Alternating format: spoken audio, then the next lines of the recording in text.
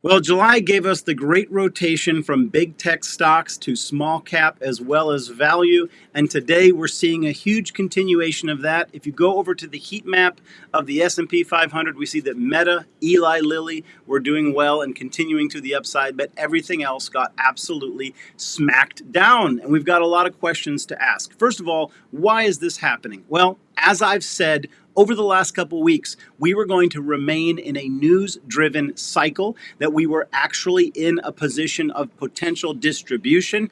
And what news is driving the markets today? Well, it's fear of war in the Middle East. Over the weekend, Israel had a number of strikes.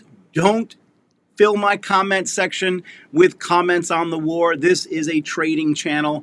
And you know what I've noticed recently, when I made some comments about Bitcoin and Trump, there are people who thought I was against Trump. There are people that thought I was for Trump. So it means that people just hear what they want to hear. The only thing I'm for is my crypto portfolio. And similarly, talking about this potential war between Israel and Iran and a massive escalation of the war that would pull the U.S. into it, as well as other countries like Russia and China could also get involved. This is something that Wall Street has to price in. And going into this earnings, even though largely the market is bullish, this hasn't been priced in. And so, as I said in my last couple of videos, we're still in a bullish trend. Even though we're getting this extremely ugly red day, big tech is selling off, but the themes haven't really changed.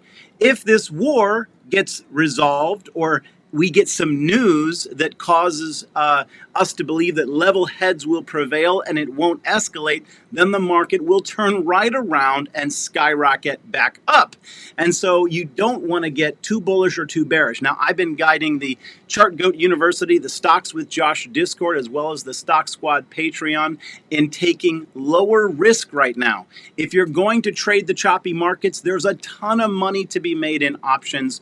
There were gains of over 200 and even 500% found in the Stocks with Josh Discord today, trading the SPY with puts to the downside, as well as a number of other scalps. I've got to shout out Wolf of Gatsby, who's been guiding the family, holding puts through the fluctuation, squeezing the maximum amount of gain out of them. And him and I got on the phone and we chatted, and I'm going to look at trying to get this guy his own channel in the Stocks with Josh Discord. Anything that I can do to bring more education, more trading guidance for those who are trying to build generational wealth and develop their own ability. And I'll just say this, it's not about what I know, it's not about what Spy Lord knows, it's not about what the Wolf of Gatsby knows, it's about you learning so that nobody can take it away from you, and you can forever kick down the golden doors of Wall Street and make it your ATM. That's the goal. That's what I'm trying to do in the Stocks with Josh Discord. I'm going to leave a link for that in the top pinned comment. Come and join us. Check it out. We've been making gains over there, and a lot of people posting wins today. This is the Stocks with Josh show. Thank you for joining me. Thank you for hitting the like. Drop a heart. Say hi in the comment. We've got to get into these charts today, because what is happening?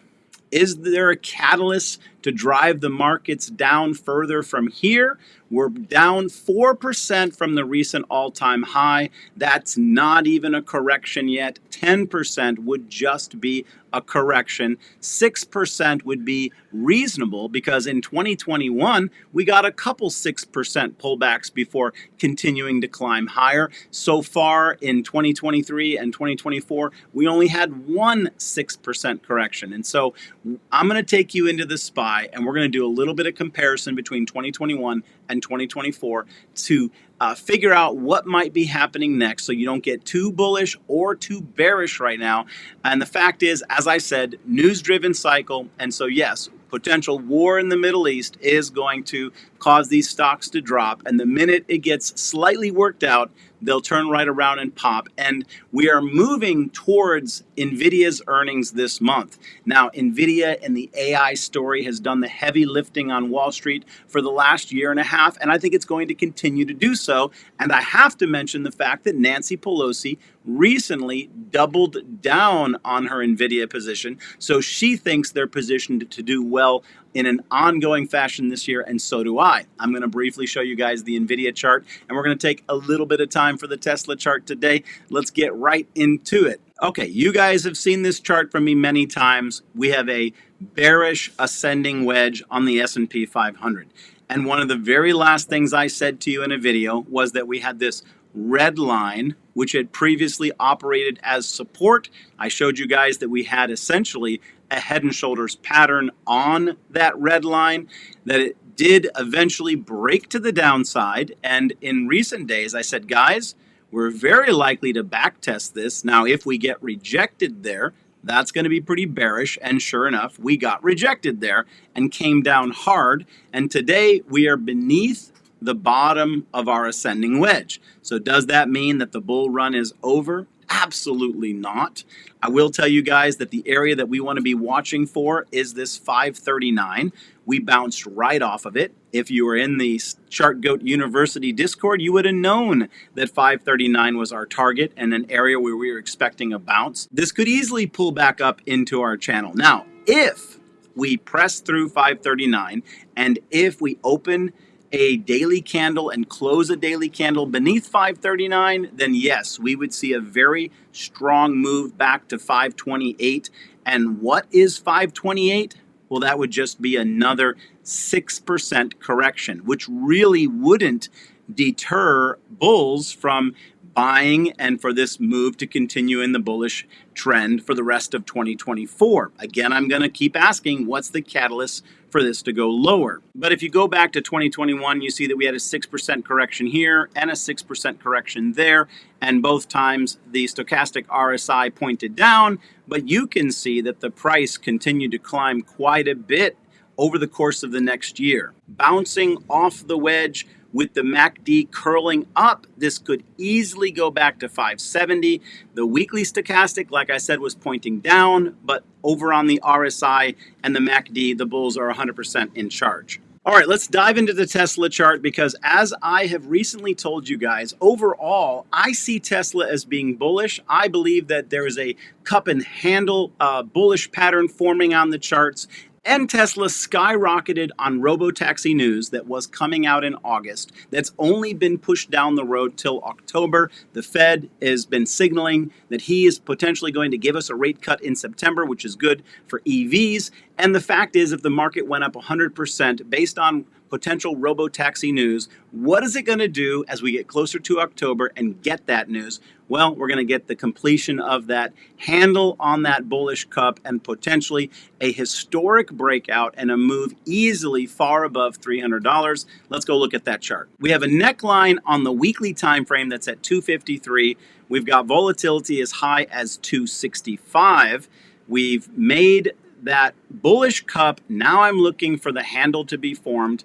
And I just want to make a quick comment. A lot of people said when we were dropping here at 230 and 219, a lot of people said that Tesla was going to fall apart, was going back sub $200. A $200 Tesla is possible, especially in a volatile market. But at the moment, Tesla's been holding up pretty well, consolidating around this 220 level. I'm expecting it to continue to chop up. We may make some lows intraday beneath 215, but in my view, those would be potential buying opportunities as we get closer to this October 10th timeline, when we're going to hear more about the robotaxis, and then the next earnings will be shortly after that. I believe that the Tesla stock is going to move right back up to these important trend lines around 265, 279. Now, this is not a suggestion for you to buy, sell, or hold. You're the only one who's going to know your risk profile and what you should do and how you should protect your capital. But this is what I'm watching for in the Tesla stock. We're obviously pulled back, and we are still looking for a second wave of bullishness on a higher time frame for Tesla. And so far, it's consolidating exactly where I thought it would be consolidating. So I'm going to be looking for lows to go long on Tesla. All right, I'm going to take a quick peek here at the Nvidia chart in just a minute, but I want to remind you guys that AI has been doing the heavy lifting of this market, and I think it's going to continue to do the heavy lifting in days ahead.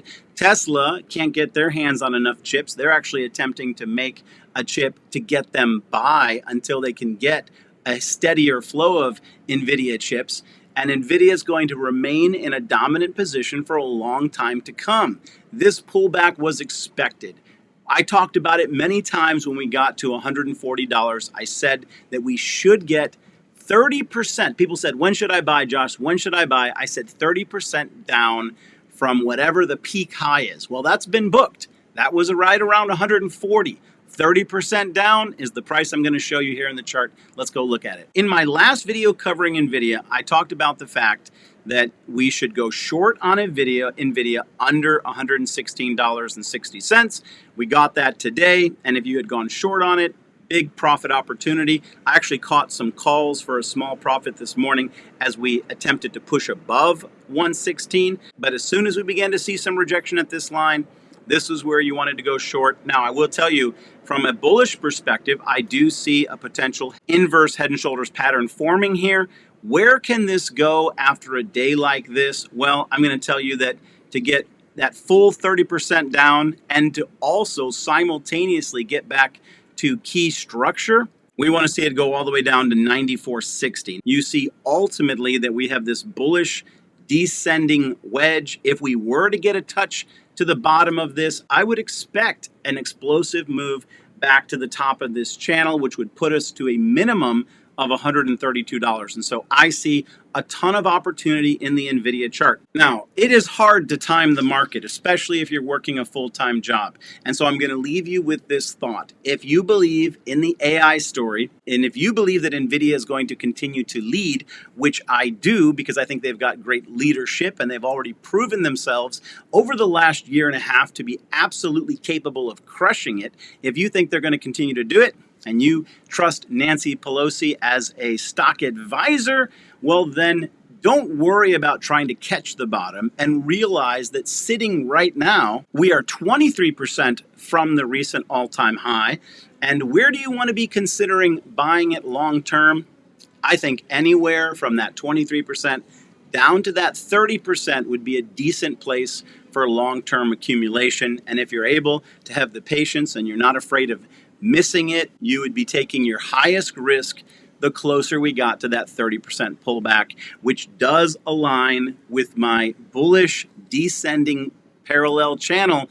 That 30% down price of 94.60 does align with that, and so it would make sense that we could come down there. And then you need to be aware that we've got a catalyst for Nvidia going into the end of this month, August 28th, Wednesday, when they're going to come out and report earnings. And I have to believe that even though we're in some rocky waters today, the market's likely to give Nvidia the benefit of the doubt and begin to find a local low right now and possibly run up from there. I'm going to leave it there today. Don't miss out on the ChartGoat University. I'm going to be dropping a micro class there today. We're going to be going over the VWAP. If you need better understanding of these indicators, you can do that by joining the Stocks with Josh Discord. And tomorrow we're going to do some live trading. Hit the like, hit the subscribe, check out the Stocks with Josh Discord. Have a great day. We'll talk to you later. Bye-bye.